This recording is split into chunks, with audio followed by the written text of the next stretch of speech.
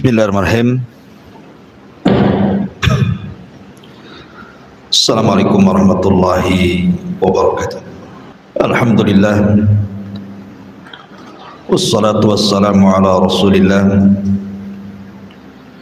wa ala alihi wa sahbihi wa mawalah wa la hawla wa la quwwata illa billahi wa ba'du.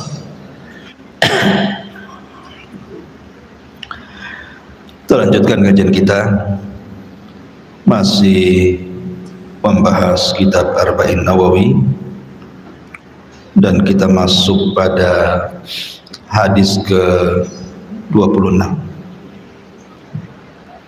Sallallahu alaihi wasallam sadaqatu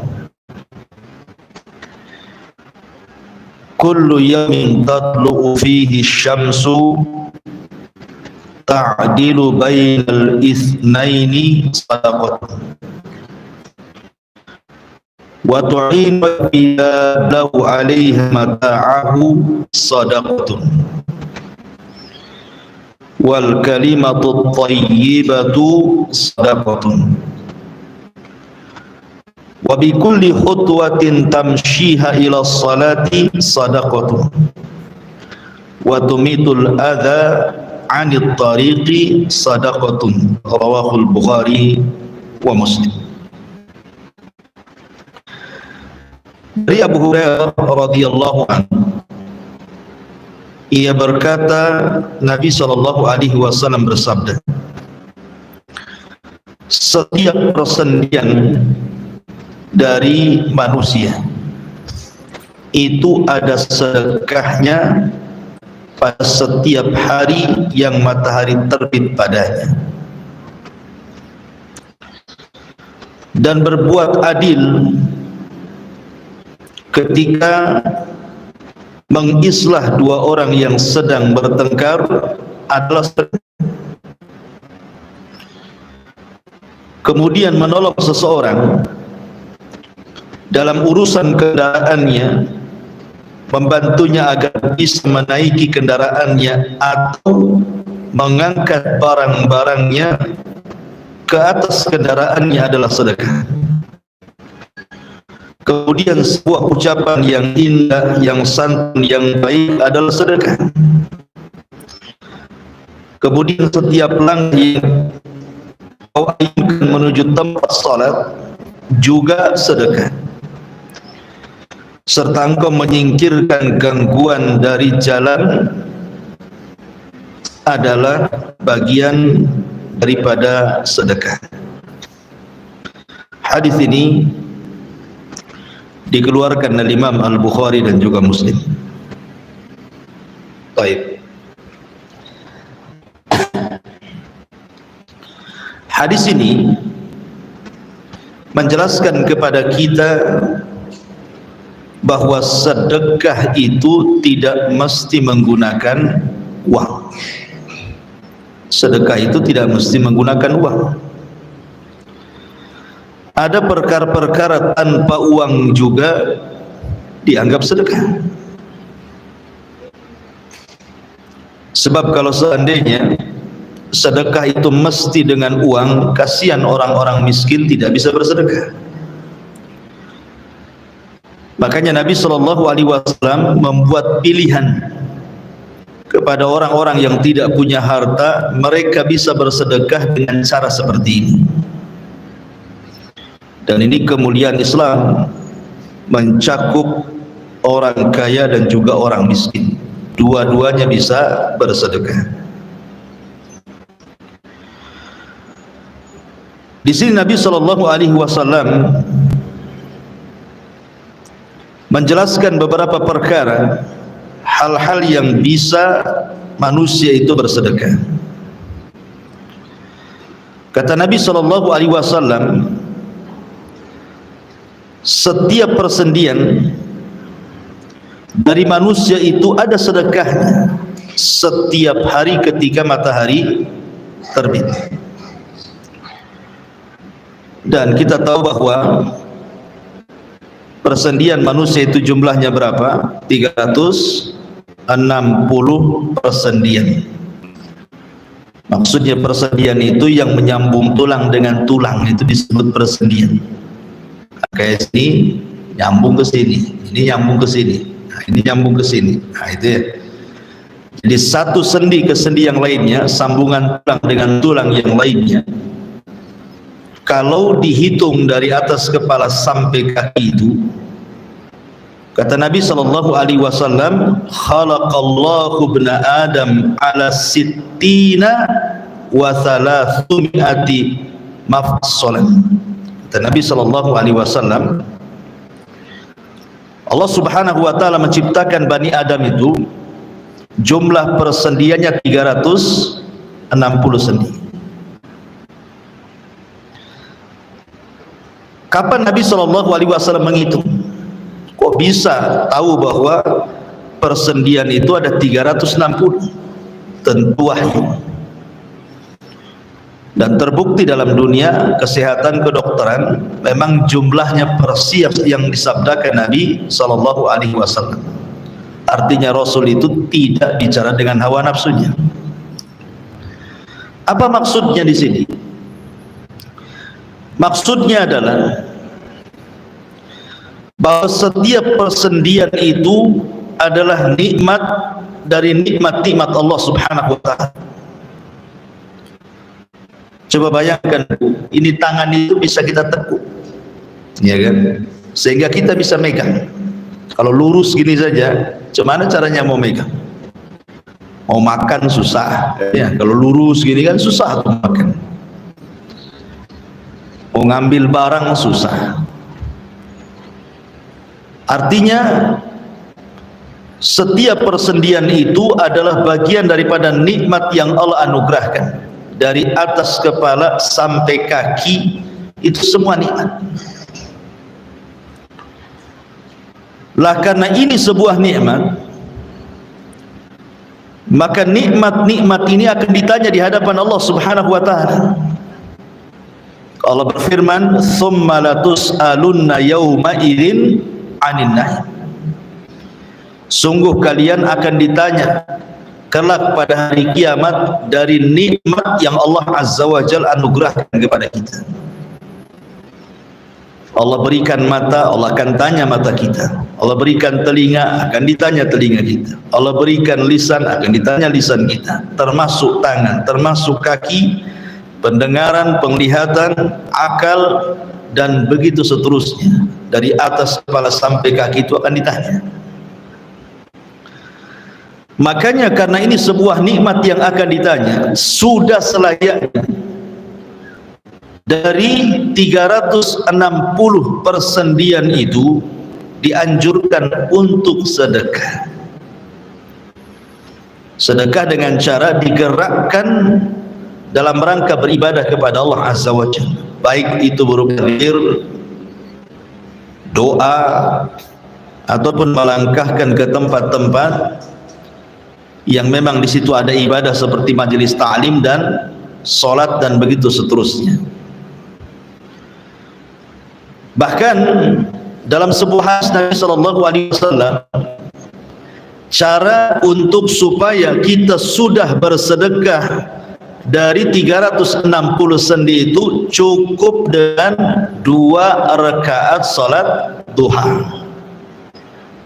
Dalam riwayat Muslim bahwa dengan cukup 2 rakaat duha itu sudah menggantikan 360 persendian yang dianjurkan untuk sedekah setiap harinya. Artinya di sini sekali lagi bahwa kita harus menghadapi nikmat itu dengan syukur. Badan yang kita miliki ini adalah nikmat dari Allah Azza wa Jalla. Makanya dalam Al-Quran Allah mengatakan, wa fi anfusikum afala tubsirun, dan dari diri kalian itu ada kekuasaan Allah kalau kalian mau melihat. Kalau kita mau ngaca gitu ya, dari kepala sampai kaki itu semua nikmat. Bagaimana Allah Subhanahu wa ta'ala letakkan masing-masing anggota badan itu sesuai dengan letaknya. Ya, mata di situ, hidung di situ, telinga di situ, dan begitu seterusnya. Baik. Kemudian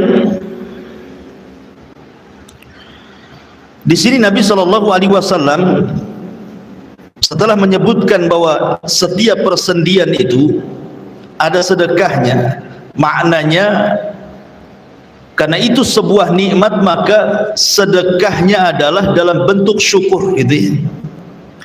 Dalam bentuk syukur dengan memanfaatkan seluruh anggota badan di jalan Allah Subhanahu wa taala. Kemudian Nabi SAW menyebutkan sedekah yang bisa menandingi itu semuanya. Ta'dilu bainal itsnaini shadaqatu. Termasuk seseorang melakukan atau berbuat adil di antara dua orang yang sedang bertengkar, kemudian kita akurkan, itu bagian daripada sedekah. Gini Bu ya, kita tahu bahwa sedekah itu ada yang sifatnya muta'addi, artinya bermanfaat untuk orang lain, dan ada sifatnya bermanfaat untuk diri sendiri, yang manfaatnya kembali kepada diri sendiri, ya seperti orang bertasbih. Bukankah setiap tasbih itu sedekah, kata Rasul? Takbir sedekah, tahmid sedekah, itu manfaatnya kepada diri sendiri. Tetapi sebaik-baik sedekah itu yang manfaatnya kepada orang lain. Salah satunya yang pertama adalah seseorang mampu melakukan keadilan saat mendamaikan orang yang bertengkar. Karena begini ya, pertengkaran ini di masyarakat itu sesuatu yang lazim. Tapi tahukah bahwa pertengkaran itu bisa menghancurkan macam-macam? Rumah bisa hancur gara-gara pertengkaran. Suami istri bertengkar, ujung-ujungnya cerai, hancurlah rumah. Kemudian antar tetangga bertengkar, ujung-ujungnya pindah, tidak ada kedamaian lagi di situ. Kemudian antar kerabat, gara-gara masalah waris, gara-gara masalah birrul walidain aja iri-irian bisa bertengkar, akhirnya putus silaturahim. Atau mungkin gara-gara hutang, seseorang berhutang tidak mau bayar, bertengkar, akhirnya kemudian menjauh, musuhan, terkadang saling ejek-ejekan. Artinya bahwa pertengkaran itu merusak. Lah ketika ada orang yang hendak mendamaikan, maka orang yang mendamaikan ini adalah orang yang mulia, sangat mulia ketika mendamaikan dua orang yang sedang bertengkar, tiba-tiba akur lagi. Makanya kan tidak semua ada orang yang mau juru damai kan, nggak ada orang yang juru damai itu. Karena memang resikonya besar. Orang yang juru damai itu bisa dimusuhi oleh salah satunya atau dimusuhi dua-duanya. Itu risikonya juru damai itu. Makanya pahalanya besar orang yang juru damai itu. Sampai-sampai Nabi SAW bersabda dalam hadis yang dikeluarkan Imam Abi Dawud dan Tirmidzi dari hadis Abi Darda radhiyallahu anhu. Kata Nabi SAW, ala ukhbirukum bi afdhala min darajatis siyami was salati was sadaqati. Kata Nabi SAW, maukah ku habarkan kepada kalian amalan yang jauh lebih afdal dibandingkan puasa, dibandingkan salat, dibandingkan sedekah? Qalu bala ya Rasulullah, tentu wahai Rasul. Amalan apa itu? Maka Nabi SAW mengatakan, salahu dzatil bayin, kamu bisa mengakurkan dua orang yang sedang berselisih. Kamu bisa mengislah dua orang yang sedang bertengkar. Kenapa demikian? Fa inna fasada dzatil bayyin hiyal hadiqah. Karena terkadang rusaknya hubungan dua orang itu bisa menghilangkan agama. Ya, karena kalau sudah bermusuhan itu kan larinya kemana-mana, akhirnya mencaci, dosa mencaci, memaki, gibah, ya kan?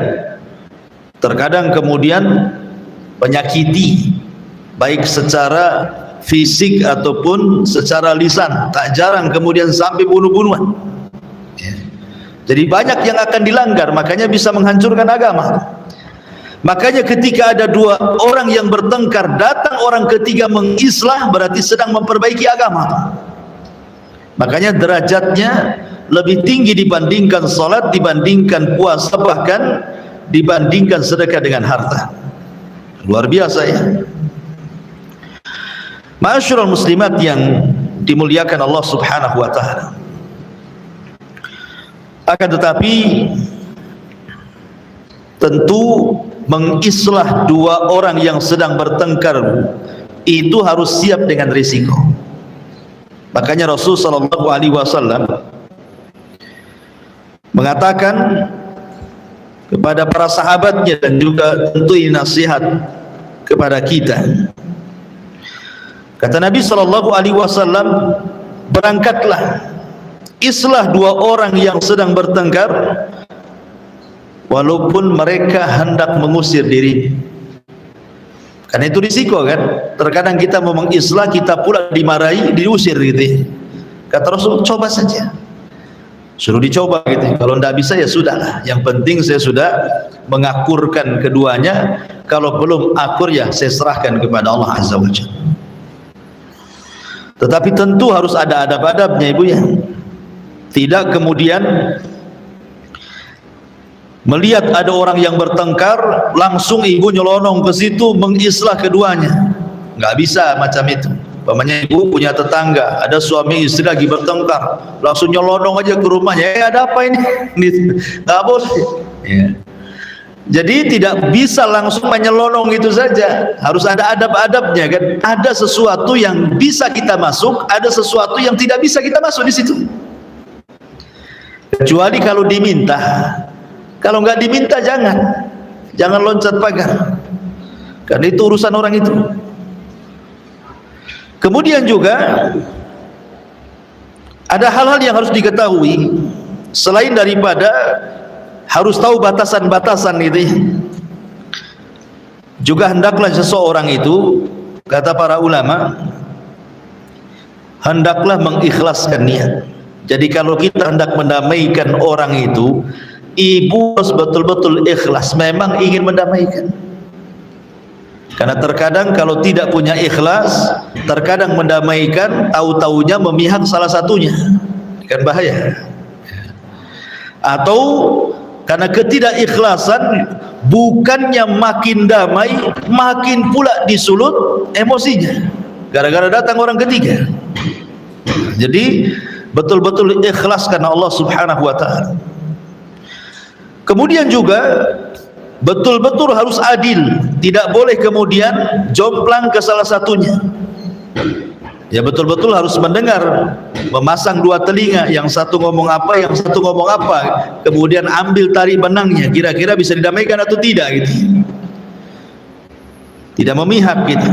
Kemudian juga jangan tergesa-gesa menghukumi sesuatu dalam mendamaikan itu. Karena tergesa-gesa ini termasuk dari amalan setan gitu ya. Memang betul bahwa kita tidak boleh membiarkan orang itu bertengkar terlalu lama.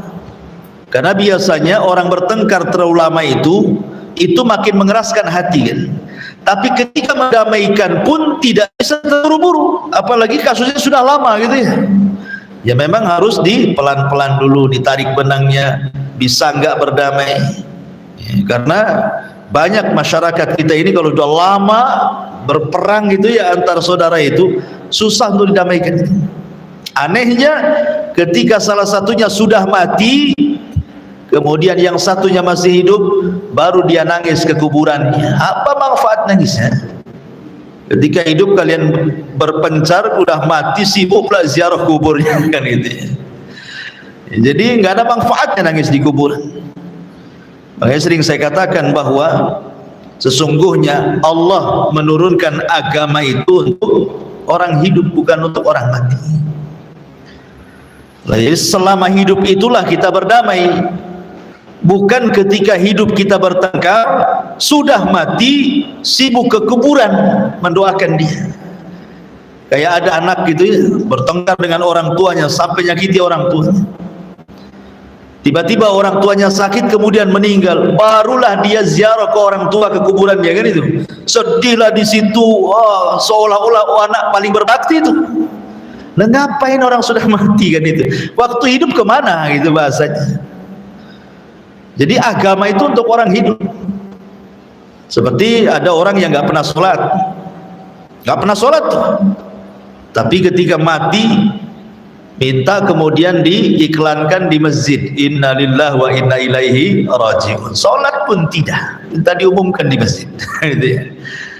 Atau tidak pernah baca Quran, ya, ketika mati sibuk minta dibacakan Yasin. Waktu hidup kemana nggak baca Quran kalian?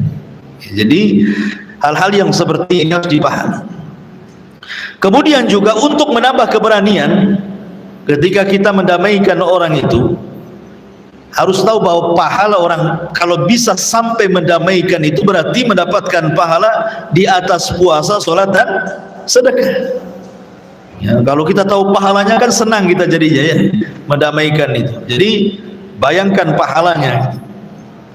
Kemudian juga sebab diampuni dosa, diangkat amalan, dan begitu seterusnya.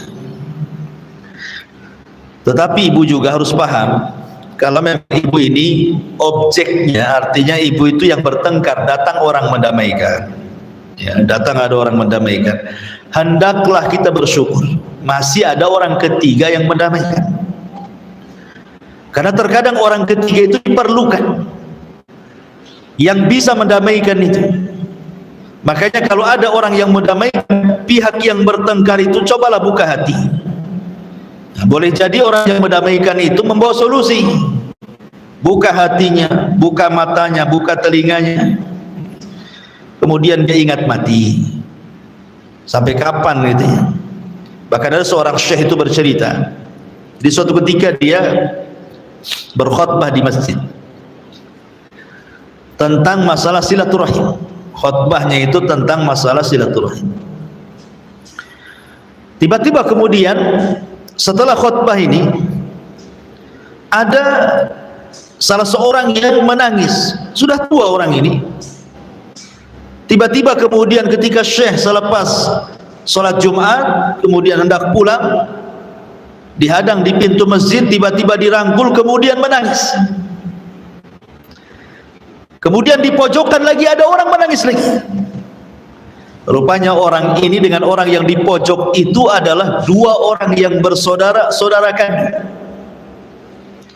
Sudah puluhan tahun sholat satu masjid tapi tidak berdamai gara-gara urusan waris. Padahal sholat satu masjid, sering ketemu di situ. Tapi gara-gara waris yang satu di pojok, satu di sini. Tersadarkan dia dengan ceramahnya syekh. Akhirnya kemudian keduanya didamaikan oleh syekh ini, pulang Allah takdirkan salah satunya meninggal. Kemudian yang masih hidup datang kepada syekh, dia menangis sesegukan gitu ya, menyesal gitu. Masa gara-gara harta kemudian harus bertengkar sampai puluhan tahun. Sekarang saudara sudah meninggal, apa nunggu meninggal dulu gitu ya? Ya seperti itu juga ya. Maka hendaklah seseorang itu harus memahami bahwa ketika ada orang mendamaikan, bersyukur, lapang dada, ingat kematian, dan juga berdoa kepada Allah agar jangan sampai dikeraskan hatinya. Ini yang pertama, mengislah di antara orang yang sedang bertengkar. Tapi sekali lagi ibu ya, kalau ibu dimintai pendapat, hanya satu pihak saja, jangan memberikan solusi. Umpamanya nih, kan berkawan nih di satu pengajian nih, tiba-tiba kemudian ada orang yang surat kepada ibu, Om ada waktu enggak? Ada apa? Oh, ini saya ada masalah dengan suami. Kira-kira pendapatnya gimana? Udah cerai aja, cari lagi yang kaya, banyak udah kaya. Ini ibu ini bukan kompor gas 5 kilo itu sudah yang di atasnya 5 kilo itu. Jangan ngompori orang, kalau bisa damaikan. Kita kan tidak tahu, karena nggak pernah cerita suami. Kalau satu pihak itu kembali kepada agamamu. Kalau ada orang curhat satu pihak, maka kembalikan kepada agama. Apa kembalikan kepada agama? Bahwa asal cerai itu tidak baik. Maka nasihati, sebaiknya kembali kepada suami. Kembali kepada suami. Walaupun umpamanya kita tahu bahwa suaminya itu kurang ajar gitu kan. Karena kita belum mendengar sebelah pihak kan gitu ya. Baru satu pihak. Kalau hanya mendengar satu pihak, kembalikan kepada hukum asal. Bahwa bercerai itu tidak baik. Nasihati, suruh balik, suruh sabar gitu ya. Jadi itu yang harus dipahami ketika mendamaikan dua orang yang sedang bertengkar. Kemudian yang selanjutnya kata Nabi sallallahu alaihi wasallam, wa tu'inur rajula fi dabbatihi fatahmiluhu 'alaiha aw tarfa'u lahu 'alaiha mata'ahu sadaqatun. Kemudian kata Nabi sallallahu alaihi wasallam, menolong seseorang dalam urusan kendaraannya, membantu agar bisa menaiki kendaraannya, atau engkau mengangkat barang-barangnya ke atas kendaraannya, kalau itu dilakukan maka itu bagian daripada sedekah. Baik. Masyarul muslimin, muslimat yang dimuliakan Allah Subhanahu wa taala. Bicara tentang ihsan kepada manusia, berbuat baik kepada manusia, ini kan bagian kecil gambaran. Contoh gitu ya. Bukan berarti contohnya ini saja, tidak. Ini sebagai contoh. Kalau seandainya ada orang minta bantuan, entah tetangga mau pindah rumah, ya kan, mungkin tidak ada yang ngangkat barang, ibu langsung datang bantu.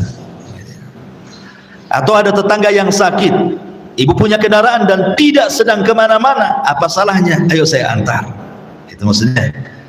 Atau umpamanya ada orang yang sedang berjalan di jalan itu, kawan umpamanya nampak dia rumahnya jauh, ya ikut saya saya antar, walaupun mungkin berlainan arah gitu, tidak apa-apa, antar, ada masalah apa, kan itu sebagai sedekah sebenarnya. Cuman masalahnya kalau tidak dikenal, ya tidak dikenal, kata Syekh Utsaimin rahimahullahu taala, maka dilihat. Kalau tidak kenal ya, kalau seandainya kita menganggap itu sebuah penipuan atau kejahatan, yang sekarang kan diantara trik-trik kejahatan kan begitu ya, di jalan raya nyotop-nyotop orang gitu ya, tahu-tahu dia rampok pula atau penjahat pula. Kalau memang insting kita ke situ, takut ya, maka tidak perlu ditolak. Tapi kalau seandainya feeling kita memang dia membutuhkan, bahkan kalau seandainya sampai membahayakan nyawa dia, kita berdosa kalau tidak menolong. Kayak di zaman dulu, atau di zaman dulu itu kan perjalanan di padang pasir gitu ya, kalau tidak ditolong makanya bisa kausan mati itu, contohnya seperti itu ya. Maka kalau sampai mencelakakan dirinya kemudian kita tidak menolongnya, maka berdosa kita. Tapi kalau tidak sampai mencelakakan, ya mungkin yang lain juga adalah yang lewat situ, tidak ada masalah ya. Karena juga di zaman sekarang apalagi Batam ini kiri kanan rumahnya hampir semua jalan itu terang gitu ya. Ya hanya mungkin disunahkan saja kita menolongnya. Tapi kalau sampai kemudian umpamanya ada anak kecil, ibu nemu anak kecil tuh di jalan kan, kalau kita biarkan anak kecil itu mungkin bisa ketabrak, bisa apa, tolong, wajib hukumnya. Kalau tidak berdosa. Lah di sini Nabi SAW bahwa Di antara bentuk sedekah adalah menolong saudaranya, dan menolong saudaranya itu macam-macam, terutama menolong kerabatnya, menolong keluarganya. Ya, jadi menolong keluarga lebih lagi dibandingkan menolong orang lain. Nabi SAW bersabda tentang keutamaan orang yang menolong orang lain itu. Kata Nabi SAW, man yassara ala mu'sirin yassarallahu fid dunya wal akhirah. Barang siapa yang memudahkan orang yang sedang ditimpa kesulitan, maka Allah mudahkan dia di dunia bahkan di akhirat. Bayangkan di antara keutamaannya, Allah berikan kemudahan kehidupan dia di dunia, dan Allah berikan juga kehidupan kelak di akhirat. Orang yang suka nolong orang, subhanallah itu ya. Padahal pada hari kiamat itu tidak ada yang menolong kecuali amalan. Maka yang bisa menolong pada hari kiamat adalah amalan dia. Ketika dia banyak menolong di dunia, maka dia akan banyak ditolong di akhirat. Kemudian juga Nabi SAW mengatakan, wa man farraja an muslimin kurbatan farrajallahu anhu kurbatan min qurabati yaumil qiyamah. Barang siapa yang berusaha untuk menghilangkan keperitan-keperitan hidup seorang muslim, maka Allah Subhanahu wa taala akan hilangkan seluruh keperitan-keperitan hidup kelak pada hari kiamat. Karena begini ya, pada hari kiamat itu semua orang susah. Bagaimana matahari didekatkan, bagaimana keringat dicucurkan, bagaimana dia akan berdiri dan tidak bisa duduk, apalagi dibaringkan badannya, sehingga akan banyak kesulitan. Lah orang-orang yang kemudian menolong saudaranya, maka itu dia sudah bersedekah. Dan Nabi SAW mengatakan bahwa pada hari kiamat sedekah akan menjadi penaung bagi dirinya dari cahaya matahari dan kepalanya. Ya kan? Sab'atun yudhilluhumullahu fi dhillihi yauma la dhilla illa dhilluh. Jadi sedekah itu salah satu adalah penghalang kepala dan matahari. Maka dalam bentuk sedekah, baik sedekah harta atau sedekah yang seperti ini bisa menolong kesulitan kita pada hari kiamat. Bahkan lebih daripada itu, Bu, Nabi SAW mengatakan sanaiul ma'ruf taqi masari asu. Orang yang suka menolong orang lain itu, maka dia akan diberikan hadiah kalau meninggal husnul khatimah. Ya, taqi masari asu, akan menghilangkan kesulitan-kesulitan saat sakaratul maut, gitu maksudnya. Dan ini keutamaan yang luar biasa. Kemudian juga di antara keutamaannya, Nabi SAW pernah ditanya, ayyul a'mali ahabbu ilallah. Rasul, amalan apa sih yang paling dicintai Allah Subhanahu wa taala? Maka Nabi SAW mengatakan, ahabbun nas ilallahi anfa'uhum linnas. Amalan yang paling baik, yang paling dicintai Allah adalah seseorang bisa memberikan manfaat kepada manusia. Kalau seandainya kita tidak bisa lah ya, artinya mau nolong nggak ada tenaga, mau ngasih duit tidak ada duit, ya. Pokoknya tidak bisa, dengan tenaga tidak bisa, dengan uang juga memang tidak ada uang, ya. Kalaupun tidak bisa dengan itu semuanya, minimalnya dengan lisan, ya, dengan lisan supaya meringankan kesusahannya. Jadi ucapan-ucapan yang masuk ke dalam hatinya itu menyenangkan hatinya, gitu maksudnya. Karena terkadang ada orang itu disenangkan dengan lisan orang. Karena tabiat manusia itu, Bu, orang akan senang kepada kita ini karena kita suka berbuat baik sama orang itu. Itu tabiat manusia itu. Orang akan senang kepada orang yang berbuat baik kepada dia. Tabiat manusia siapapun. Makanya kenapa Nabi SAW membuat kaidah di sini? Sebenarnya kemudian ketika kita hendak dicintai manusia, tidak perlu dengan cara menjilat dan yang semacamnya, cukup berbuat baik kepada dia saja, lama-lama dia suka dengan kita. Karena ini kaidah agama. Yang melembutkan hati manusia kan bukan uang. Yang melembutkan hati manusia itu Allah. Wa allafa baina qulubihim law anfaqta ma fil ardi jami'an ma allafta baina qulubihim. Yang melembutkan hati orang itu adalah Allah. Kalau kau infakkan semua hartamu untuk melembutkan hatinya, tidak mungkin bisa. Karena hati manusia itu dilembutkan oleh Allah Azza wa Jalla. Ketika kita mengikuti saran-saran Allah dan Rasulnya, maka itu salah satu bentuk kelembutan, membuka kelembutan hati manusia. Kemudian kata Nabi SAW juga, wal kalimatut thayyibatu shadaqatun. Dan kalimat yang santun, kalimat yang baik itu sedekah. Karena begini, gara-gara satu kalimat iblis dikeluarkan dari surga. Coba bayangkan, gara-gara satu kalimat iblis bisa dikeluarkan dari surga. Apa kalimatnya? Dia mengatakan kepada Allah Subhanahu wa taala ketika dia disuruh untuk sujud kepada Adam, apa kalimatnya? Ana khairum minhu khalaqtani min nar wa khalaqtahu min tin. Aku lebih baik ya Rabb dibandingkan si Adam itu. Aku loh diciptakan dari api, kau ciptakan dia dari tanah. Sebab satu kalimat ini, apa kata Allah? Fakhruj minha fa innaka rajim. Keluar kau dari surga, kau makhluk yang terkutuk. Lihat. Gara-gara satu kalimat iblis dikeluarkan dari surga. Artinya apa? Artinya ucapan ini bisa membahayakan. Ya, ucapan manusia bisa membahayakan. Gara-gara satu kalimat orang bisa dibunuh. Gara-gara satu kalimat hilang silaturahim, yang ada putus silaturahim. Gara-gara satu kalimat gitu ya, terjadi pertengkaran di mana-mana. Gara-gara satu kalimat suami bisa mencerai istri. Jadi lisan ini memang harus dijaga. Makanya Nabi SAW sampai mengatakan dalam sebuah hadis itu, wa innal abda la yatakallamu bil kalimati la yulqi habana. Ada seorang hamba, kata Rasul, mengucapkan satu kalimat. Lihat, ibarah Nabi SAW tidak mengatakan berkalimat-kalimat, tidak. Terkadang ada seorang hamba mengucapkan satu kalimat, tapi satu kalimat ini mengandung kemurkaan Allah, diucapkan tanpa sadar.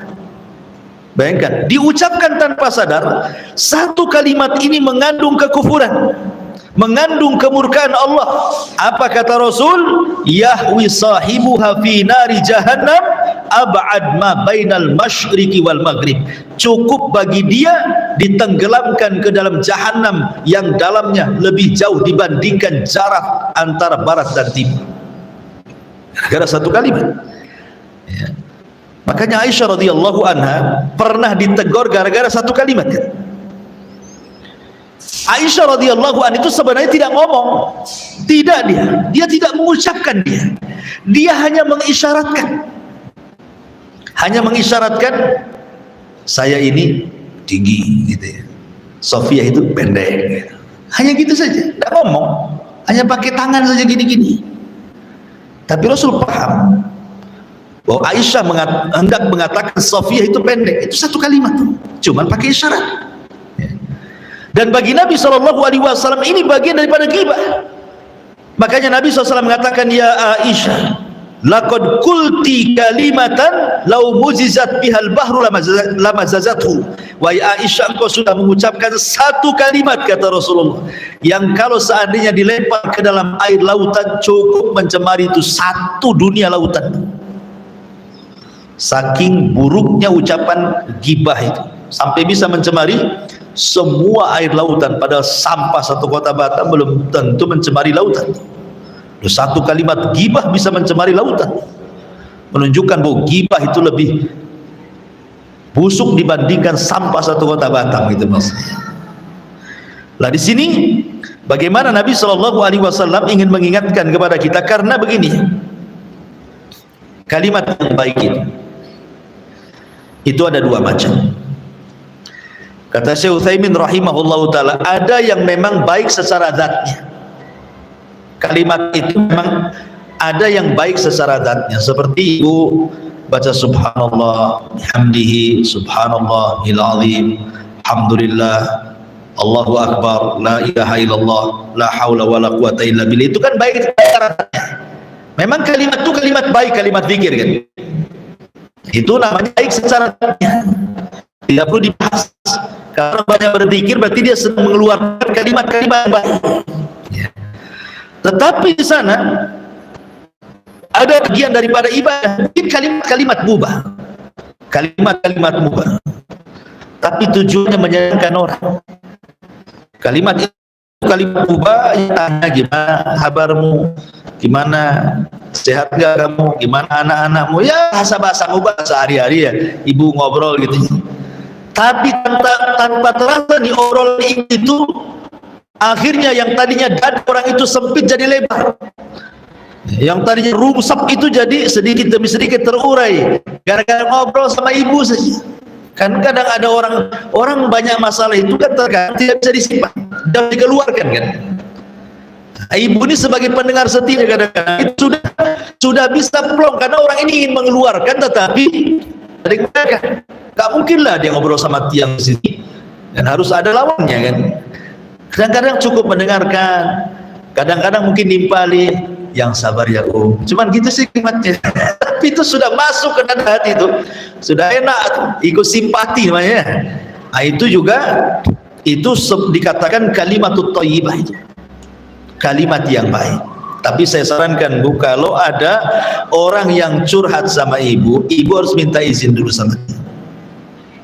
Bapaknya ada orang, ada waktu enggak saya ingin curhat. Ibu harus tanya dulu, ini curhat ini masalah aib atau bukan, masalah aib atau bukan. Kalau masalah aib saya tidak mau dengar. Kemudian dipaksa, nggak apa-apa lah tolong saya bapaknya. Nah, tolong saya izinkan, saya minta izin, boleh nggak saya dengar? Ya, harus minta izin tuh. Ya, jangan main tarik-tarik. Ada waktu ngomong-ngomong, nggak gitu. Ya. Jadi tetap harus minta izin. Maaf, ini kan karena yang mau diceritakan masalah suami, masalah ini kan nggak bagus sebenarnya. Saya nggak boleh mendengar, saya kan bukan siapa-siapa. Saya minta izin dulu. Ya, harus minta izin dulu ya. Boleh nggak saya dengar? Kalau nggak dengar, nggak boleh, nggak mau saya dengar. Tapi sebisa mungkin ibu harus menghindar sebenarnya. Kalau memang dia mau menceritakan aib dirinya atau orang lain, sebenarnya harus menghindar. Kecuali kalau memang dia butuh dan mungkin dia merasa bahwa ibu ini bisa memberikan solusi, maka ini masuk pada hadis Nabi SAW, idzastansahaka fansah. Apabila saudaramu minta saran, berikan dia saran. Ya, jadi tidak main langsung dulu. Ya. Taib. Jadi ini juga termasuk sedekah, adalah al-kalimatut thayyibah. Dan keutamaan orang bicara dengan santun itu banyak ya. Pertama, memang kalimat yang baik itu sedekah sebagaimana yang kita sudah bahas di sini. Yang kedua, kalimat yang baik itu bisa ta'aluful qulub, bisa menyatukan hati. Kalimat yang baik itu bisa menyatukan hati. Yang tadinya keras itu jadi lembut. Kemudian juga kalimat yang baik itu intisar al syaitan. Kalimat yang baik itu sebenarnya sedang mengalahkan syaitan, sedang mengalahkan syaitan, karena syaitan itu berusaha untuk tahris. Tahris itu berusaha untuk membuat orang itu musuhan. Maka dengan kalimat yang baik dia berdamai. Maka ini salah satu melawan syaitan dengan kalimat yang baik. Kemudian juga kalimat yang baik itu takunun najatu minan nar, bisa menjauhkan dari api neraka, menyelamatkan dia dari api neraka. Dan kalimat yang baik juga salah satu bisa menggugurkan dosa. Berdasarkan hadis Nabi SAW, inna min mujibatil maghfirati badlus salam wa husnul kalam. Kata Rasul, sesungguhnya yang mewajibkan orang itu diampuni dosa-dosanya adalah dengan cara menjawab salam dan mengucapkan kalimat yang santun ya. Tapi sebaliknya Bu, kalau kalimat itu yang keluar dari lisan ibu itu tidak baik, menunjukkan ibu itu su'ul adab. Kalau ada orang yang omongannya pedas, kasar, berarti tercerminan dari akhlak dia itu. berarti orang itu memang jelek akhlaknya. Ya. Karena akhlak itu kan terbagi tiga kata para ulama ya, dari leher ke atas, dari leher ke atas, kemudian dari leher ke bawah, kemudian tangan. Ya. Leher ke atas itu identik dengan mata dan lisan. Ya, mata dan lisan kalau suka melotot, suka marah, itu nggak punya akhlak tuh kepalanya. Tapi kalau suka tunduk, senyum, ngomongnya bagus, itu akhlak, berakhlak. Berarti kepalanya berakhlak. Ya. Kemudian tangan suka nolong, ya, panjang tangan, ringan tangan. Panjang tangan apa ya? Balik. Ringan tangan lah ya. Suka nolong, suka bantu gitu ya. Itu berarti tangannya berakhlak. Kemudian dari leher ke bawah, ya, kalau leher ke bawah nih, ibu kalau lagi ngomong sama orang, ya, badan kita menghadap dia tuh berarti berakhlak. Walaupun yang kita ajak bicara ini adalah mungkin orang yang derajat di bawah ibu. Karena banyak orang-orang yang ketika ngobrol itu tidak menghargai orang yang diajak ngobrol. Badannya kemana gitu ya. Walaupun kepalanya ke arah, tapi badannya tidak lurus ke orang yang ngobrol, tidak dihargai. Harusnya kalau ada ngomong itu kita hadapi, ya, didengerin, betul lah, itu beradab. Ya, itu dari leher ke bawah tuh. Karena ada yang lagi ngobrol karena mungkin merasa mungkin dia pembantu atau apa gitu ya, orang miskin, atau bagi dia mungkin derajat di bawah dia, kadang-kadang nampak sombong. Tidak boleh. Manusia di sisi Allah itu sama, mau anda orang kaya orang miskin sama saja. Yang bedakan itu takwa di hadapan Allah Azza wa Jalla. Itu kan anda saja merasa lebih terhormat menurut anda sendiri kan itu, tapi menurut Allah sama saja. Belum tentu orang kaya lebih mulia dibandingkan orang miskin, ataupun sebaliknya, karena banyak orang miskin juga sombong. Orang miskin sombong lagi kan. Jadi menunjukkan bahwa kalau jahat lisannya itu dia sedang su'ul adab. Dan biasanya kalimat yang buruk itu membuat orang lari. Orang itu tidak suka sebenarnya. Makanya kenapa Nabi SAW sampai oleh Allah Subhanahu wa taala dikatakan, fabima rahmatin minallahi linta lahu walau kunta ghalidhal qalbi lan faddu min hawlik. Kata Allah Subhanahu wa taala dalam surat Ali Imran ayat 159, dengan rahmat dari Allah engkau lembut kepada mereka wahai Muhammad, sebab kalau kau keras mereka akan lari. Makanya biasanya orang yang kotor lisannya orang nggak suka, biasanya memang nggak suka. Kalau lisannya itu kotor orang nggak suka tuh, kecuali sesama lisan kotor. Nah itu lain lagi. Nah, mungkin satu geng lah itu ya, karena al arwahu junudun mujannadah, ruh itu akan bergabung dengan gengnya. Kalau lisannya kotor pasti akan berjumpa dengan lisan kotor juga. Tapi kalau lisannya baik berjumpa dengan lisan kotor nggak mau dia. Ruhnya nolak tuh. Makanya di sini kalimat yang jelek itu membuat orang lari. Membuat orang lari. Walaupun dia ahli ngaji, walaupun cadara, walaupun nikung, walaupun kaos kakinya rangkap 3 rangkap. Kalau lisannya lebih panjang dari jilbabnya itu gak suka orang. Kemudian juga ucapan yang jelek itu bisa qadahun fil iman, masalahnya itu bisa mencacati iman orang. Kenapa demikian? Karena Nabi SAW yang mengatakan bahwa al-muslimu man salimal muslimuna min lisanihi wa yadihi. Seorang muslim itu dikatakan muslim kalau orang lain selamat dari lisan dan tangannya. Berarti kalau seandainya orang itu tidak selamat dari lisan kita dan tangan kita, dipertanyakan keimanannya, cacat imannya. Karena seorang muslim itu harus selamat. Makanya saya kemarin sudah saya jelaskan ketika menjelaskan hakul muslim ala muslim situ itu. Apa sih mana ucapan salam itu? Assalamualaikum. Ucapan salam ini bukan ucapan biasa. Ucapan salam itu artinya kita memberikan keamanan dan keselamatan bagi dia. Seolah-olah kita menyingkat dengan assalamualaikum. Kalau mau dirinci, ya, kalimat assalamualaikum itu aku datang kepadamu aku tidak akan mengucapkan kalimat jahat, kalimat kotor, tidak akan menggibah, tidak akan mengambil hartamu, tidak akan membunuhmu, tidak akan menumpahkan darahmu, tidak akan kan kepanjangan kalau ngomong gitu itu. Cukup dengan assalamualaikum, saya berikan keselamatan, kamu tidak akan saya sakiti. Itulah ucapan assalamualaikum itu, di situ maknanya. Makanya seorang muslim itu dikatakan muslim kalau orang lain selamat dari lisan dan tangannya. Tapi kalau tidak selamat, berarti masih dipertanyakan keimanannya. Bahkan yang lebih parah lagi adalah sebab orang masuk neraka itu kebanyakan dari lisan yang jahat. Kebanyakan lisan jahat itu orang masuk neraka, jarang orang masuk surga. Baik. Kemudian yang terakhir, bukan yang terakhir, wa bi kulli khutwatin tamshiha ila salati sadaqatu, dan langkah-langkah yang kau langkahkan, kau ayunkan menuju salat, itu juga bagian daripada sedekah. Masyaallah muslimat yang dimuliakan Allah Azza wa Jalla, melangkahkan kaki ke tempat salat,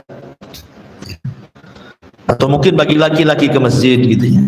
Kalau ibu kan mungkin melangkahkan kaki di rumah sajalah, dari dapur, sumur, tempat sholat, ya kan? Itu kan langkah-langkah juga kan? Ada langkahnya lah, walaupun langkahnya pendek. Laki-laki kan langkahnya panjang, tapi pendeknya langkah ibu sangat panjangnya langkah bapak kan? Orang-orang yang suka melangkahkan kaki untuk sholat sini, kata Nabi SAW, lam yakhud khutwatan illa kutibat lahu hasanatun wa muhiyat anhu sayyi'atun. Jadi setiap langkah orang yang menuju sholat itu, satu langkah mengangkat derajat, satu langkah menghapus kesalahan.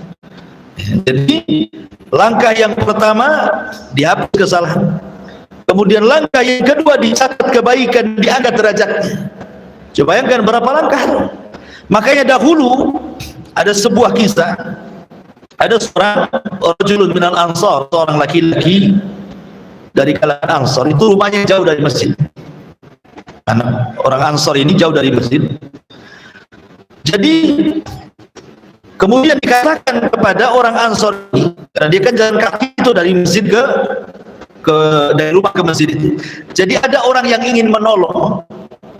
Bagaimana kalau seandainya ishtaraitu himarak, aku belikan kau kendaraan berupa keledai, kau bisa naik keledai rumah ke masjid.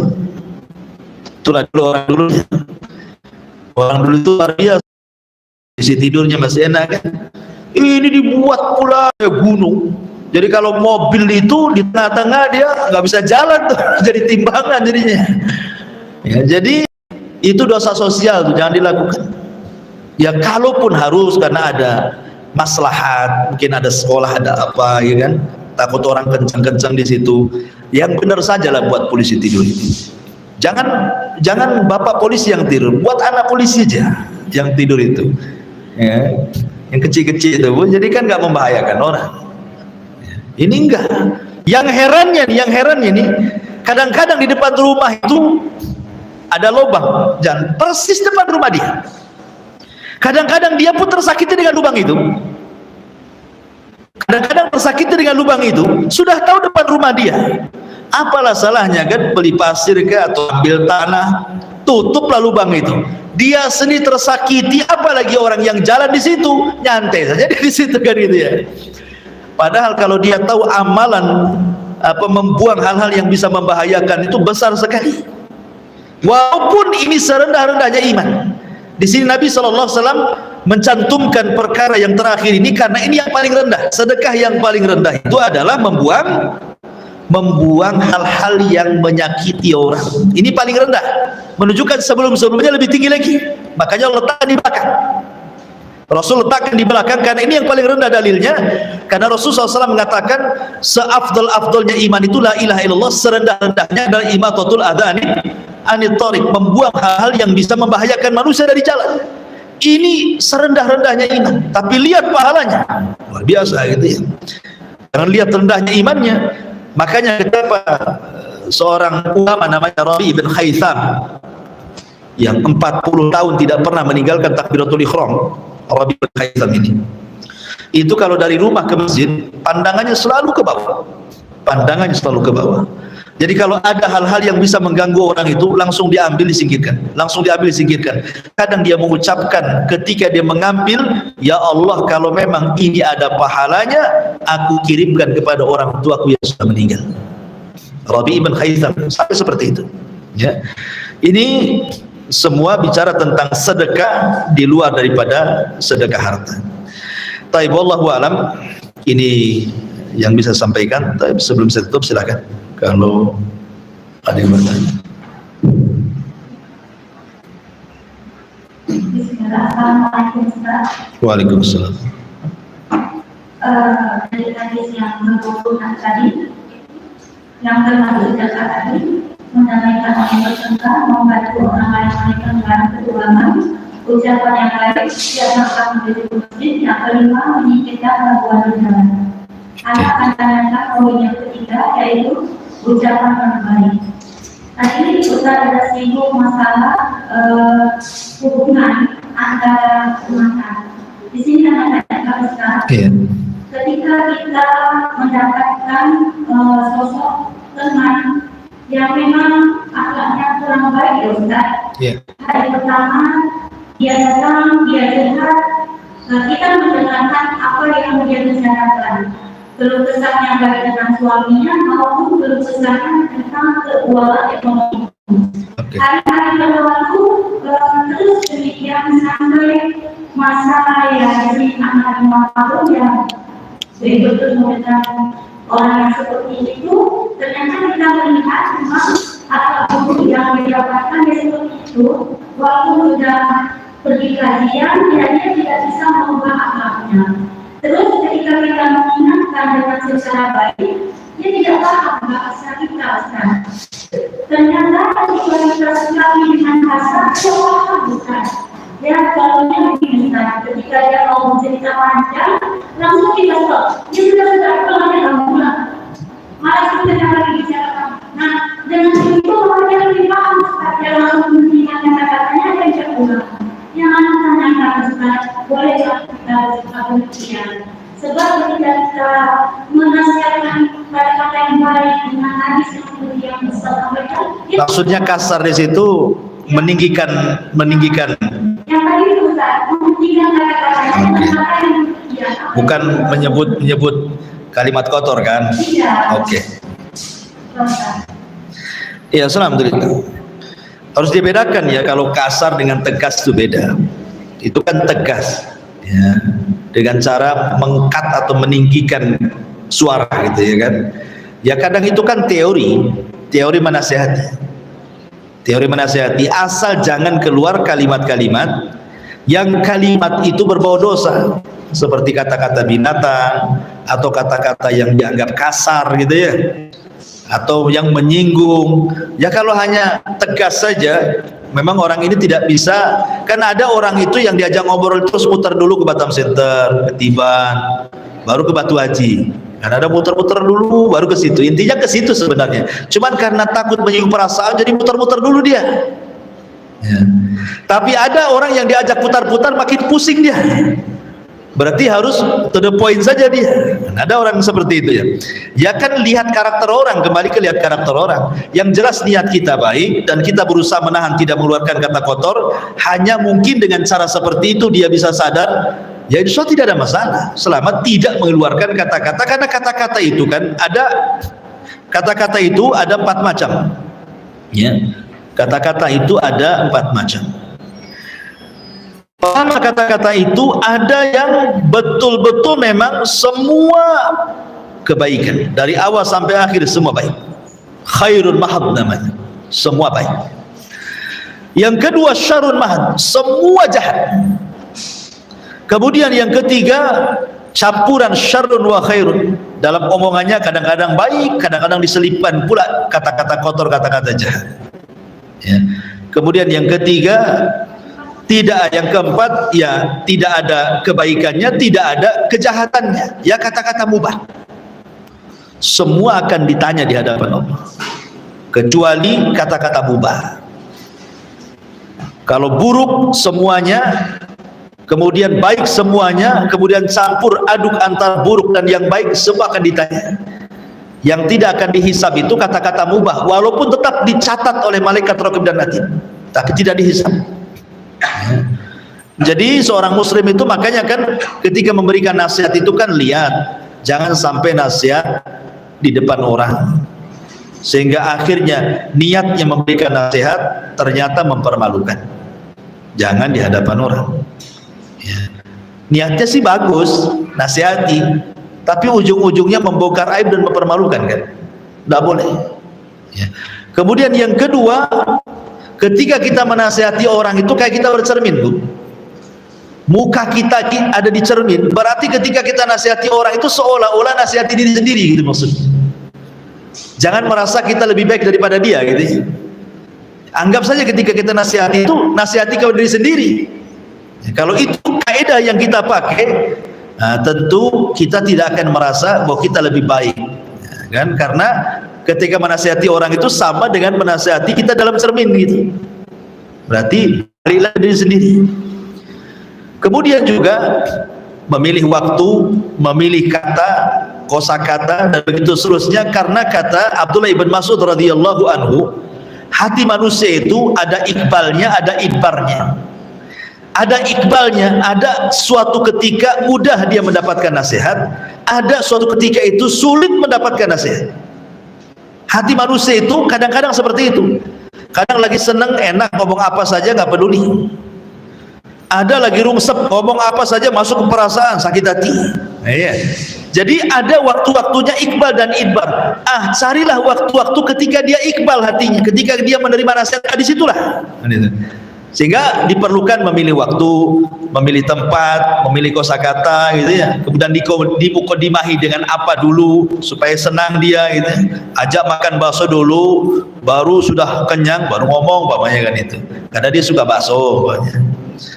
Atau ajak kemana dulu, jalan dulu ke Barelang sana. Nah, sampai di sana dihajar gitu. Maksudnya cari tempat, cari waktu, cari kata itu karena ada sisi-sisi kelemahan hati itu. Nah, waktu sisi-sisi kelemahan dari nasihatnya. Ya, ini kan teori-teori yang disebutkan para ulama. Memang kenyataannya berat nasihati orang. Makanya kenapa pahalanya lebih besar dibandingkan sholat, puasa dan sedekah. Ya, nasihati orang itu karena berat gitu, dan itu amalan yang paling mulia, ya. Mendakwai orang itu amalan yang paling mulia, sampai-sampai Rasul mengatakan wa man ahsanu qaulan mimman da'a ilallah. Siapa lagi ucapan yang lebih indah dibandingkan orang yang mengajak manusia ke dalam agama Allah? Nggak ada lagi. Itu yang paling tinggi itu. Makanya nasihati orang kan ngajak orang ke agama supaya dia baik, supaya dia berubah kan gitu. Makanya risikonya berat, kadang-kadang dimusuhi, kadang-kadang kita pula dihujat, kadang-kadang kita pula dimusuhi dan begitu seterusnya. Ya saya kira tidak masalah kalau hanya tegas saja, udah sekali-kali dilembuti gitu ya, habis dimarahi kasih duit gitu, senang dia. Apa-apa mari terus saja lah dapat duit. Allah. Iya.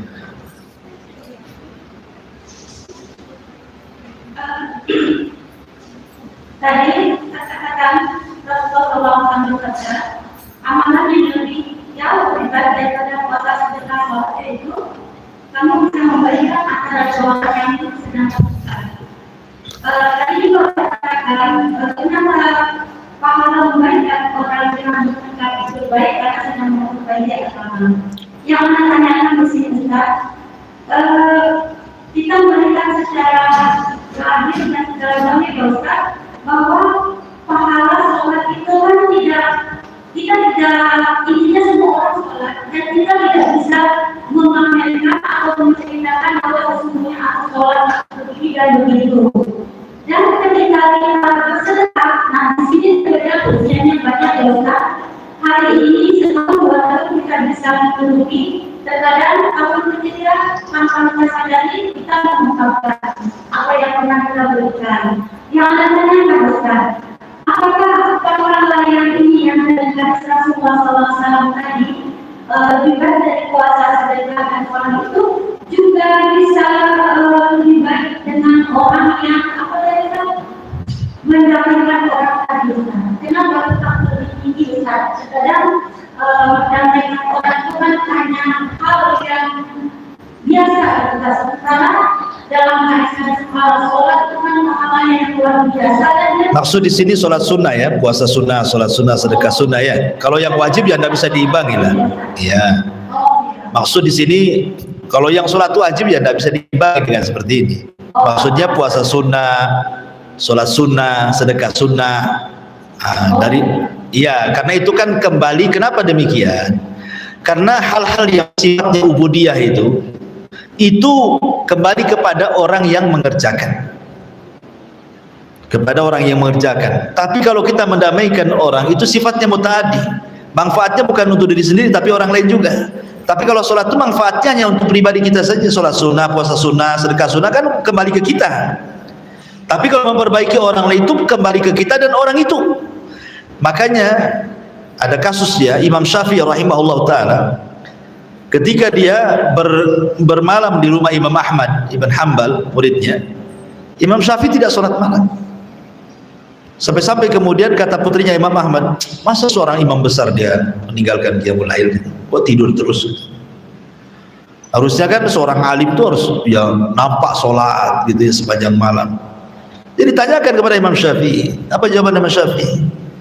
Semalam saya tidak sholat itu, bukan saya tidur. Saya memikirkan satu hadis dan saya bisa mengeluarkan dari satu hadis itu 100 faedah. Apa itu hadis? Hadis tentang cerita Abu Umair yang punya burung namanya Nughair itu. Rasul mengatakan, ya Aba Umair ma fa'alan Nughair. Wahai Aba Umair, apa yang dilakukan? Bagaimana kondisi burung Nughair, burung pipit yang dipelihara mati itu ya. Jadi nangislah si Abu Umair. Mana anak-anak itu kalau kehilangan, dia lebih sedih kehilangan mainannya ya dibandingkan orang lain gitu ya. Kalau sudah tua mungkin pasangannya, kalau anak-anak kan tengoklah kalau mainannya ya. Saya itu ada anak niswa itu sampai bola-bolanya diambil kucing, nangis guling-guling. Kucingnya tidak boleh ngambil ya kan, karena memang anak-anak seperti itu kan, kalau mainannya hilang tuh kayak sedih banget. Jadi Rasul datang kepada Abu Umair itu yang belum balik, ya Abu Umair ma fa'alan Nughair. Dengan ada apa Abu Umair, kata, dicandai sama Nabi. Ada apa Abu Umair? Gimana kondisi burungmu? Kata mati Rasul gitu. Kecekik dia itu keinjak namanya anak-anak itu. Hadisnya cuma segitu, sekutit itu hadisnya. Tapi Imam Bukhari bisa mengeluarkan 100 faedah dari hadis ini. Dia tidak tidur. Ya.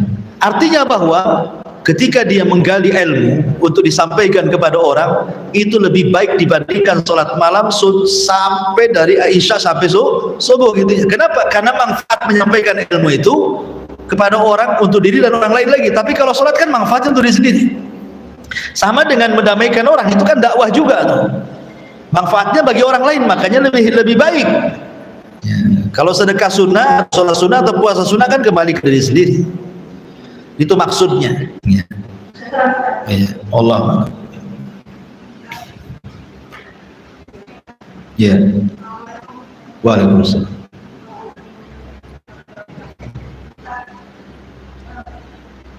Pakai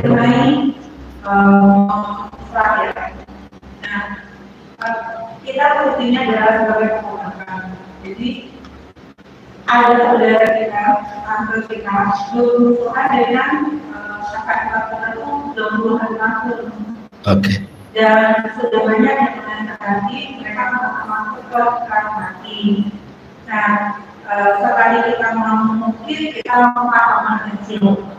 Padahal kita sekarang sudah paham sedikit mengenai usaha mendamaikan kedua orang ini. Bagaimana sebaiknya, apakah dibiarkan aja sampai mereka meninggal?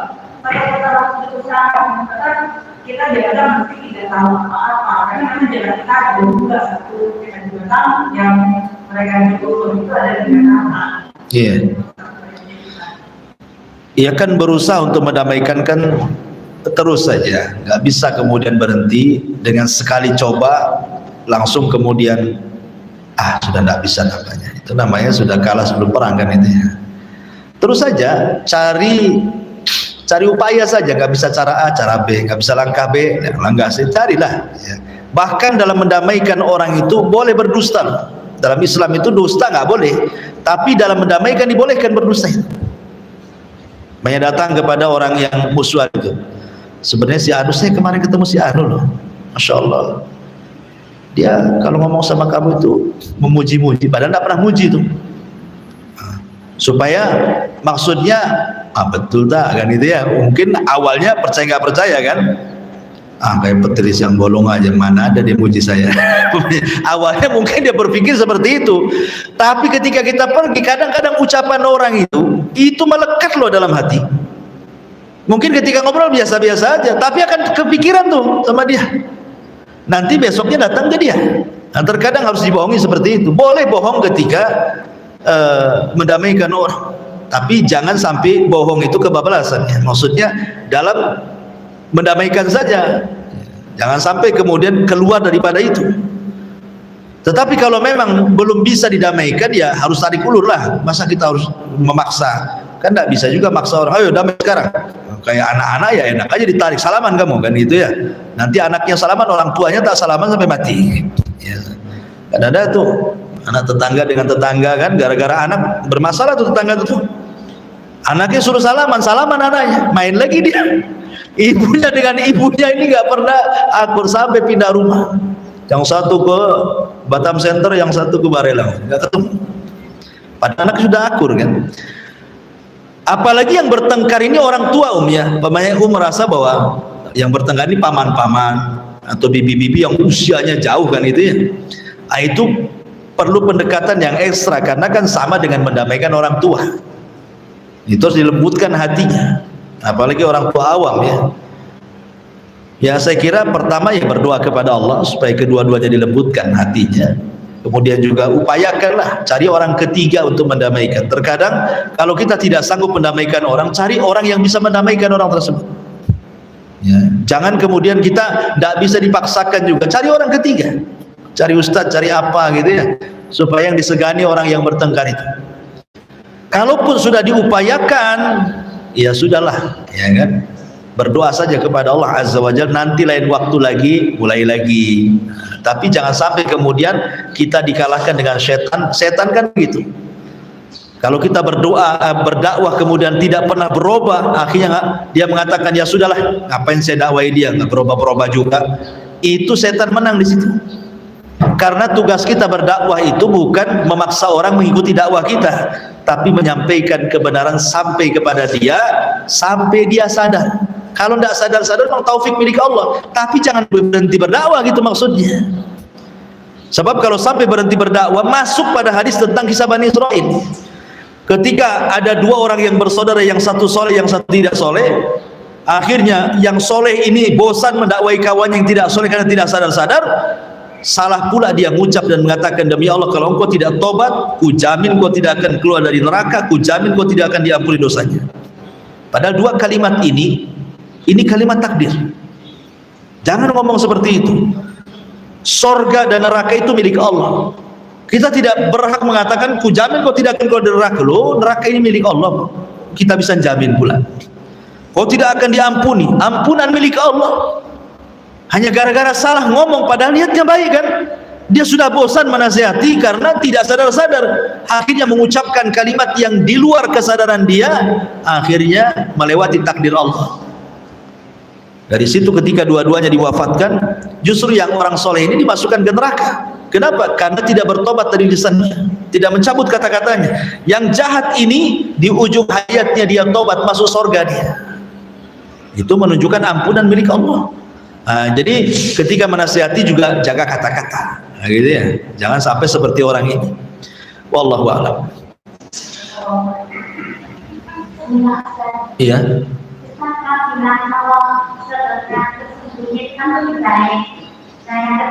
Kalau sudah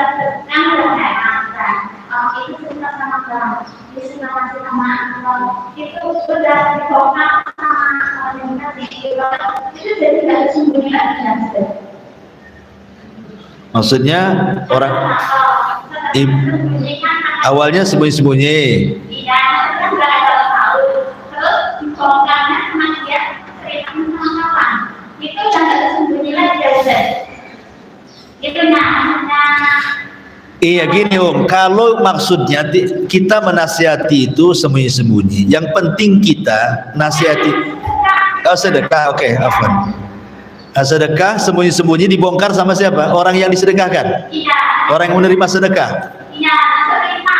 Keceplosan. Keceplosan bahwa yang ngasih sedekah itu si Anu gitu? Iya. Jadi sering semangat. Caranya sedekahnya lewat orang.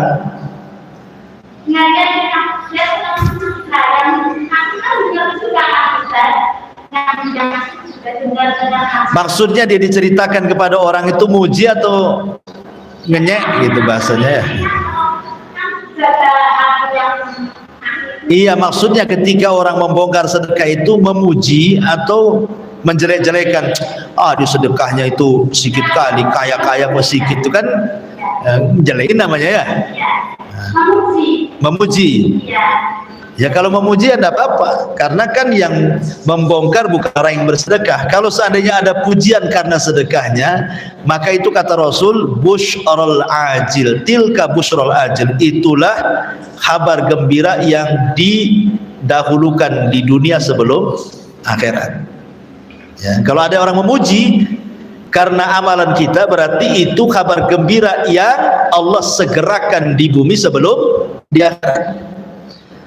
Nah, tapi perlu jaga hati. Seperti ibu ini naik haji, tidak ada kepikiran ingin dipanggil Bu Hajah tuh, sama sekali ya. Tapi karena orang tahu ibu haji, akhirnya pulang aja, kemana Bu Hajah? Padahal ibu tidak mau dipanggil itu. Berarti panggilan itu bukan ria, bukan karena ingin dipanggil Hajah, tidak. Karena tidak ada niat, saya ingin melakukan rukun Islam aja kok dipanggil Bu Hajah, berarti tilkal busyra al ajil, itulah kabar gembira yang disegerakan di dunia sebelum akhirat. Tapi tetap jaga hati. Artinya yang manggil Bu Hajah ya biasa saja hati itu. Yang manggil nama juga ya biasa saja. Artinya pujian dan celaan juga tidak merubah hati, gitu maksudnya ya. Karena kalau kelamaan dipanggil Bu Hajah, sekali dipanggil namanya langsung gak mau nengok dia ya. Nah, itu sudah bukan kabar gembira yang disegerakan lagi, itu sudah kemasukan virus riya namanya ya. Gak apa-apa sih pujian. Makanya kalau memang yang dibongkar, cara sedekahnya gantilah, titipkan sama orang, jangan kasih tahu ya kan, atau selipkan di pintu rumahnya, dimasukkan itu hamba Allah gitu ya. Ya. Kalau itu pernah hasil sedekah, cerita sama orang lain, jadi yang bersedekah itu kita tersinggung, kalau cerita cerita, nggak usah tersinggung lah. Kenapa tersinggung? maksudnya Bukan, bagi orang yang bersedekah, kalau seandainya sedekahnya dibongkar dan bongkarnya itu baik-baik saja, tidak ada masalah, ya cukup nasihati. Datang ke orang itu, janganlah jangan kasih tahu orang saya sedekah sama gitu ya. Ya kalau dia mengatakan nggak apa-apa, bukan orang baik gitu, pamannya begitu, ya sudah biarin aja, apalagi asal jaga hati saja. Kecuali kalau seandainya jelek, banyak disedekah ini ngomel-ngomel, gaji besar suaminya sedekah 10.000 itu kan, itu dah orang-orang nggak bersyukur, udah dikasih masih ngomel kan, nah itu udah jelek tuh orientasinya ya, udah nggak bagus. Tapi kalau pujian, masya Allah dia baik tuh, masya Allah, nggak masalah. Apa masalahnya? Bukan sesuatu yang dosa kalau memang ada yang memuji dia lantaran sedekahnya. Tapi jangan over ketika ada pujian kemudian besar kepala gitu ya. Makin ditambah lagi biar dia cerita lagi, tambah lagi cerita lagi. Nah itu namanya promosi gitu. Wallahu a'lam. Oke. Ada saudara yang sudah tahun bulan deposito di bank. Oke. Bagaimana hukumnya menurut Islam, dan kalau itu tidak baik, bagaimana cara nasihat kita? Deposit di bank, riba ya. Ya uang riba di bank itu harus diambil. Uang riba di bank itu harus diambil. Jangan sampai tidak diambil. Kemudian setelah diambil diapakan? Setelah ambil boleh kita disedekahkan kepada fakir miskin. Tak masalah. Uang riba itu boleh diberikan kepada fakir miskin, atau kepada jalan-jalan, atau kepada solokan, jembatan, tak masalah. Tapi niatnya bukan niat sedekah. Ingat ya, niatnya takhallus, ingin melepaskan uang sial. Jadi kita dapat pahala itu dari niat ingin melepaskan riba, bukan dari sedekah. Boleh umpamanya ada saudara, ada tetangga punya utang, pakai uang riba aja, bayar pakai uang riba ini, ya. Atau ada orang sakit tetangga, nggak punya biaya, nggak apa-apa. Ulama bolehkan, tidak ada masalah. Walaupun ada yang membatasi uang riba itu hanya diperbolehkan untuk yang sifatnya dihinakan saja, jalan, jembatan dan yang lainnya. Tidak, bisa untuk fuqara orang sakit. Tapi sekali lagi niatnya bukan untuk sedekah, tapi niatnya takhallus, melepaskan diri dari riba. Di situ letak pahalanya. Melepaskan dari uang sial, kasihkan orang. Wallahu a'lam. Iya. Tuh belakang tuh. Nah, kasih mic-nya ke belakang.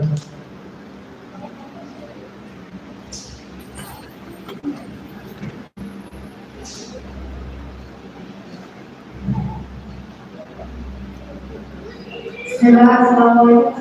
Waalaikumsalam. Mengenai pria ya, saya mau menanyakan, jika orang sore terus ada bisikan berarti tanpa yang jadi akan nanti kalau itu sebenarnya kita ada bisikan hati. Iya. Bisikannya berupa apa tadi? Oh gitu. Oh iya, senanglah kalau dipuji orang itu ya. Berarti perlu meluruskan niat supaya balik itu pahalanya. Pamanya gini, awalnya ikhlas Bu. Awalnya ikhlas. Sudah dikasihkan ke orang, terbentik riya karena dipuji. Itu pahalanya hilang. Tapi pahala bisa kembali kalau diluruskan lagi niatnya. Luruskan lagi niatnya supaya pahala sedekahnya balik gitu maksudnya.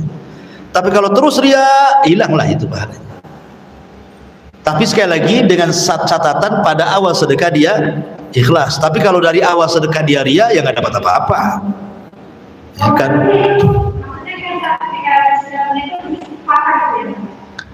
Iya, maksudnya di was-was itu kan dari setan itu kan. Ya kita ta'awud saja kepada Allah. Ya Allah, ini nggak benar ini. Yang penting kan awal sedekah niatnya ikhlas, itu yang penting.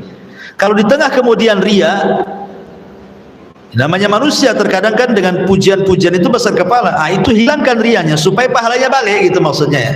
Tapi kalau dari awal sudah riya, yang dapat apa-apa walaupun di tengahnya ikhlas. Ini sholat nih, lillah, Allah.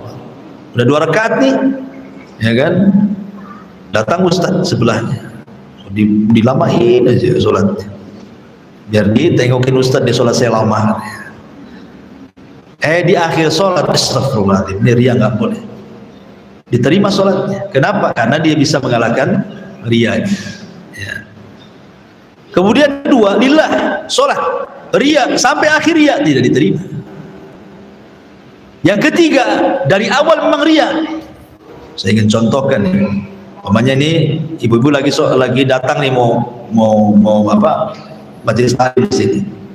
Kemudian satu orang tahiyatul masjid lama sekali itu sampai selesai ngaji baru selesai. Banyak kan? Itu niatnya memang riya tuh kan.